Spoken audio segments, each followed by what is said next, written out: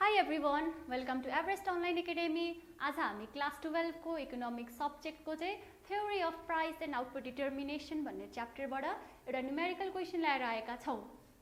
So क्वेशनमा चाहिँ के भनेको छ, let the revenue function TR is equals to 20Q minus Q square and cost function TC is equals to Q square plus 8Q plus 4. Find profit maximizing level of output and price भनेको छ। बुझ्नुभयो? हामीलाई चाहिँ क्वेशनमा total revenue function दिएको छ र total cost function दिएको छ अनि हामीले के निकाल्नु छ त, यस्तो के रे आउटपुट एन्ड प्राइस जसले चाहिँ प्रॉफिट म्याक्सिमम गरोस् भन्ने कुरा हामीले फाइन्ड आउट गर्नु छ। ओके, सो हामी सल्भ गर्दै बुझ्छौं है त। सल्युसन लेख्ने सुरुमा हामीलाई के दिएको छ त, गिभनमा चाहिँ total revenue TR is equals to कति दिएको छ, 20Q माइनस Q स्क्वायर अनि total cost TC is equals to कति दिएको छ, Q square plus 8Q plus 4। हामीलाई यो दिएको छ। हामीले के निकाल्नु छ, the profit maximising level of output and price. So अब हामीले के बुझ्नु पर्छ भन्दाखेरि यसलाई कसरी सल्भ गर्दाखेरि चाहिँ हाम्रो profit maximising level of output and price आउँछ भन्ने बुझ्नु पर्छ के। सो हामीले के गर्नु छ, मार्जिनल रेभेन्यू र मार्जिनल कस्टलाई चाहिँ इक्वेट गरेर हामीले के निकाल्न सक्छौं त, त्यो profit maximising level and of output and price. So सुरुमा हामीले के गर्नु पर्यो, मार्जिनल रेभेन्यू फंक्शन अनि मार्जिनल कस्ट फंक्शन निकाल्ने। कसरी निकाल्ने भन्दाखेरि हामीलाई टोटल रेभेन्यू फंक्शन र टोटल कस्ट फंक्शन दिएको छ, यिनीहरूलाई नै बेस मानेर हामीले के निकाल्छौं त, मार्जिनल रेभेन्यू फंक्शन र मार्जिनल कस्ट फंक्शन। सो सुरुमा चाहिँ हामी मार्जिनल रेभेन्यू फंक्शन निकाल्छौं है त।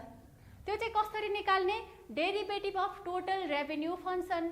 सो अब निकाल्छौं marginal revenue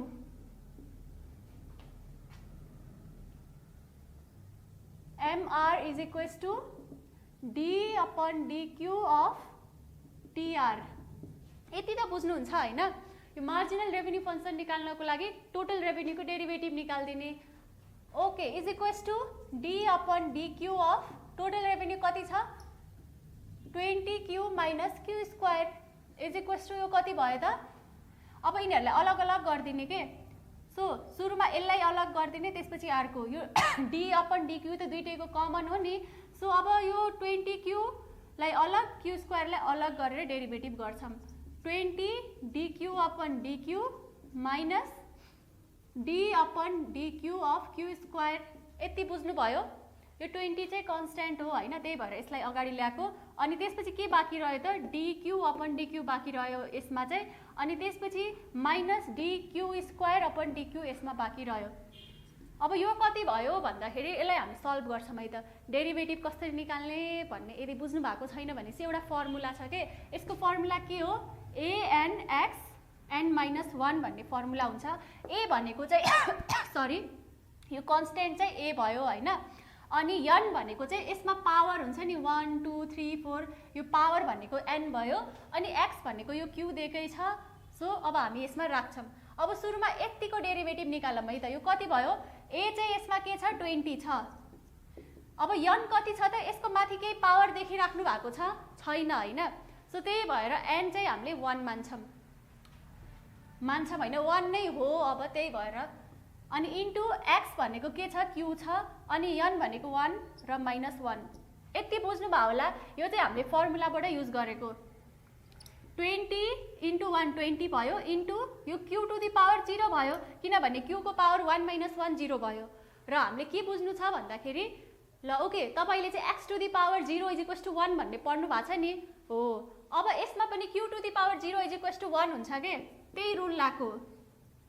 law of exponential भन्छ कि त्यस्तै भन्छ नि हो। के भयो यसमा, q to the power 0 is equals to 1। बुझ्नु भयो? यो चाहिँ 20 भयो। यति हामीले सल्भ गरेर 20 निकाल्यौं। ओके, सो अब नेक्स्ट हाम्रो अर्कोलाई पनि डेरिभेटिभ गरौँ है त। यो चाहिँ के छ, DQ स्क्वायर अपन DQ। अब यसमा चाहिँ केही कन्सोनेन्ट छ त, कन्स्ट्यान्टहरु केही छैन नि। सो त्यही भएर 1 a को ठाउँमा 1 लेख्यौं। n चाहिँ कति छ अहिले, 2 छ, पावर हो नि n भनेको। सो त्यही भएर n चाहिँ 2 छ इन्टु x भनेको त q भइहाल्यो अनि n को ठाउँमा 2 - 1 इज इक्वल्स टु 2 1 जा 2 भयो अनि यो q टु द पावर 2 - 1 भनेको q को पावर 1 भयो इज इक्वल्स टु 2q आयो यो -2q। सो यो बुझ्नु भयो होला, यो एकदमै सिम्पल छ। डेरिभेटिभ गरेर चाहिँ हामीले यति निकाल्यौँ र यसलाई चाहिँ हामी के भन्छौँ, मार्जिनल रेभेन्यूको फंक्सन भन्छौँ। एउटा हामीले निकाल्यौँ। अब हामी के निकाल्छौँ त, marginal cost function. Marginal cost function निकाल्नको लागि हामीले टोटल कस्ट फंक्सन जो दिएको छ यसलाई डेरिभेटिभ गर्ने। So marginal cost MC is equals to के हुन्छ, d upon dq of total cost। So d upon dq of total cost यो चाहिँ हामीले बुझ्यौँ हैन। सो अब हामीले के गर्नु पर्यो त, यो टोटल कस्टको ठाउँमा यसको यो फंक्सन छ नि टोटल कस्ट फंक्सन त्यो राखिदिने इज इक्वल्स टु यो कति भयो, d upon dq of q square plus 8q plus 4 चाहिँ हामीले यसमा राखिदियौँ। यति बुझिन्छ है। यो टोटल कस्टको ठाउँमा हामीले टोटल कस्ट फंक्सन राखिदियौँ। अब के गर्नु पर्यो भन्दा अब यिनीहरूलाई डेरिभेटिभ गर्नु पर्यो।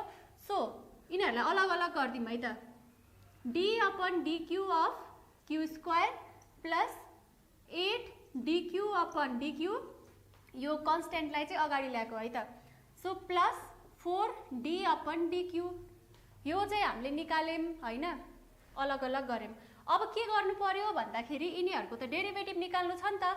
So dq square upon dq के हुन्छ त भन्दाखेरि अघिकै फर्मुला युज गर्ने, a n x n - 1 भन्ने फर्मुला छ। a भनेको यसमा केही पनि छैन 1 हो, त्यही भएर इन्टु n भनेको पावर, सो पावर चाहिँ 2 छ अनि x भनेको q छ अहिले हैन, n चाहिँ अझै 2 छ 2 - 1 is equals to 2 into q को पावरमा 2 - 1 भनेको 1 इज इक्वल्स टु 2q आयो। यति सल्भ गरेर चाहिँ 2q आयो। सो सुरुमा 2q लेखिदिन्छौँ। अब यसलाई पनि सल्भ गर्ने है त। यो कति छ त, 8dq अपन dq। सो 8 भनेको यो कन्स्टेन्ट भयो a हैन, अनि n कति छ अहिले, n यसको पावरमा केही छैन सो 1 हो हैन, n1 इन्टु q पावरमा 1 - 1 is equals to 8 into q को पावरमा 0 इज इक्वल्स टु 8 मात्रै भयो। q को पावरमा 0 भनेको त 1 हुन्छ नि, सो त्यही भएर चाहिँ 8 इन्टु q को पावरमा 0 गर्दाखेरि हामीले के निकाल्यौँ, 8 निकाल्यौँ। अब यो प्लस 8 भयो है। अनि त्यसपछि अब अर्को के छ त, यो 4d अपन dq छ। अब यस्तो तपाईलाई थाहा होला नि, जस्तो यो के अरे कन्स्टेन्ट मात्रै छ भनेपछि के हुन्छ त्यो त सिधै 0 भइदिन्छ के, त्यही भएर यसमा 0 प्लस 0 हुन्छ, त्यो सिधै 2q प्लस 8 चाहिँ के आयो, हाम्रो मार्जिनल कस्ट फंक्सन आयो। बुझ्नुभयो यो कसरी डेरिभेटिभ गऱ्यौँ अनि फेरि त्यसपछि यो आयो, यो एमसी फंक्सन भयो। हामीलाई यो दुईटा हो चाहिने। अब यिनी दुईटालाई इक्वेट गरेर हामी के निकाल्छौँ त, म्याक्सिमम प्रफिट र profit maximising level of output and price. So अब हामी यसलाई सल्भ गर्छौँ। We know maximum profit is when कतिखेर हुन्छ त, MR is equals to MC profit maximising function लेखिने हुन्छ। ओके, प्रफिट म्याक्सिमाइजिङ फंक्सन लेखिदिउँ है त। Profit maximising function is when MR is equals to MC, या त profit is maximum when MR is equals to MC, whatever you want. So MR is equals to MC। अब हामीले MR पनि निकाल्यौँ MC पनि निकाल्यौँ हैन।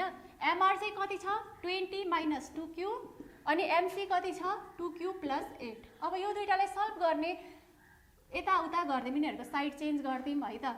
सो अब यसलाई चाहिँ उता राखिदिउँ अनि यो के अरे भेरिएबल भएकोलाई चाहिँ यता राखिदिउँ।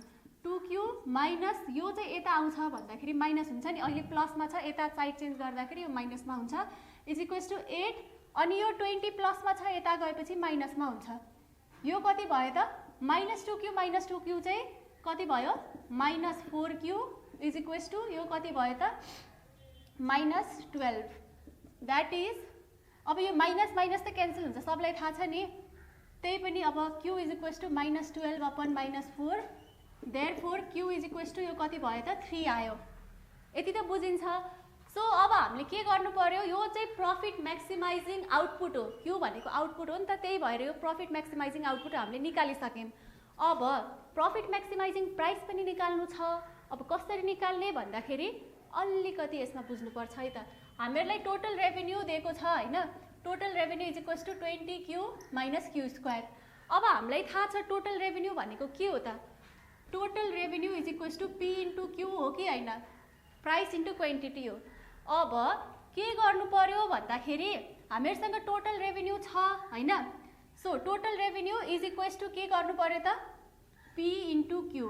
अब हामीले त प्राइस निकाल्नु छ नि, प्राइस फंक्सन के आउने भयो त, is equals to 20Q minus Q square upon Q, therefore P is equals to कति आयो त, 20Q minus Q square upon Q is equals to 20 minus Q आयो।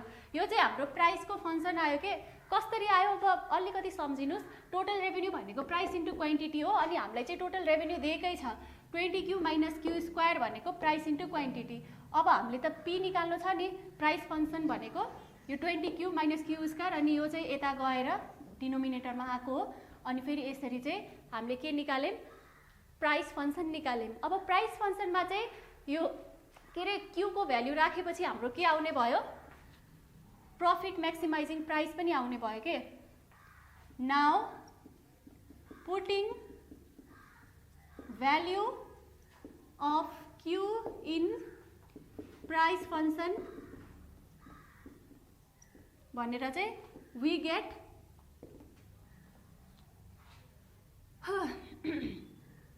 20 p is equals to 20 minus Q, p is equals to यो कति भयो 20 minus 3, therefore p is equals to यो कति भयो त 17 आयो। सो अब यो ₹17 हो, यो 3 युनिट्स हो। अब यसले के बुझ्छ भन्दाखेरि के बुझ्यो त यताबाट, प्रफिट म्याक्सिमाइजिङ प्राइस चाहिँ 17 रुपियाँ रहेछ, अनि क्वान्टिटी चाहिँ कति रहेछ त 3 युनिट रहेछ भन्ने बुझियो नि। सो 17 रुपियाँ चाहिँ प्राइस भएपछि प्रफिट म्याक्सिमम हुने रहेछ, अनि फेरि 3 युनिट्स अफ क्वान्टिटी डिमान्ड भएपछि चाहिँ के हुने रहेछ त, यो प्रफिट म्याक्सिमाइज हुने रहेछ भन्ने कुरा यताबाट बुझियो। सो यसरी हामी सल्भ गर्छौँ।